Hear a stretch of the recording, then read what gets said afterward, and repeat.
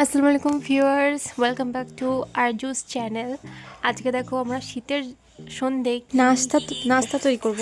আমি নিয়ে নিয়েছি বিট, গাজর, পেঁয়াজ, ধনেপাতা, বাঁধাকপি, পালং শাক আর একটু কাঁচা লঙ্কা পরিমাণ মতো।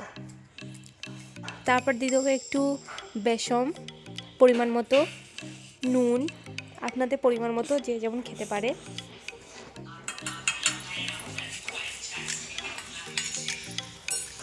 অল্প অল্প একটু করে মশলা দিয়ে দেবো ফর টেস্ট। এটা ভালো করে মেখে নেবো।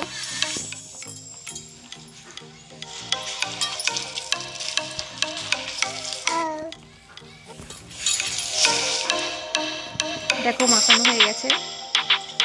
এরপর আমরা ভেজে নিচ্ছি।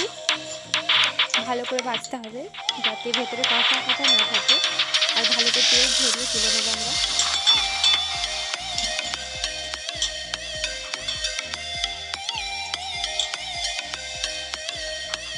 এটা খেতে খুবই টেস্টি হয়, তোমরা পারলে একটু ট্রাই করে দেখো। Tata, bye bye.